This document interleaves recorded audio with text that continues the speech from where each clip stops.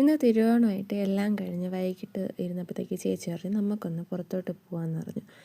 അങ്ങനെ ഞാൻ റോഡിലോട്ട് ഇറങ്ങിയപ്പോൾ അവിടെ പ്രോഗ്രാമൊക്കെ നടക്കുന്നതേ ഉണ്ടായിരുന്നുള്ളൂ. അങ്ങനെ അവിടെ കണ്ടുകൊണ്ടിരുന്നപ്പോൾ ചേച്ചിയും അനിയത്തിയും ചേട്ടനും എല്ലാവരും കൂടെ വന്നായിരുന്നു. അങ്ങനെ ഞങ്ങൾ പ്രോഗ്രാം കണ്ട് ആദ്യം വേളിയിലാണ് പോയത്. അപ്പോൾ അവിടെ ഒന്നും ഇല്ലാത്തതുകൊണ്ട് അവിടെ നേരെ ശംഖുമുഖത്ത് പോയി. അവിടെ നമ്മൾ ചായയും വടയൊക്കെ വാങ്ങിച്ച് കഴിച്ചിട്ട് നോക്കി നടന്നു. അപ്പോൾ നോക്കിയപ്പോൾ കുറേ റൈഡും ഉണ്ട് അവിടെ.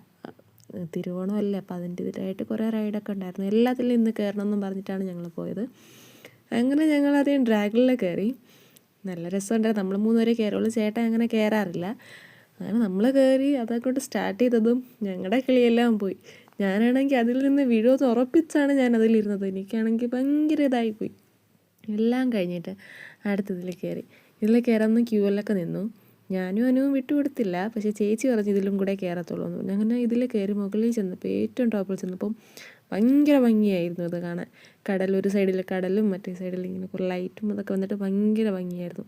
അങ്ങനെ ഞങ്ങളെല്ലാ റൈഡിലും കയറി. അനു ഛർദ്ദിക്കുകയൊക്കെ ചെയ്തു. പിന്നെ ഐസ്ക്രീമൊക്കെ വാങ്ങിച്ച് കൊടുത്തു. പാനിപ്പൂരി എല്ലാം കഴിച്ചിട്ട് ഞങ്ങൾ വിചാരിച്ചു തിരിച്ച് വീട്ടിലോട്ട് പോകുന്നു.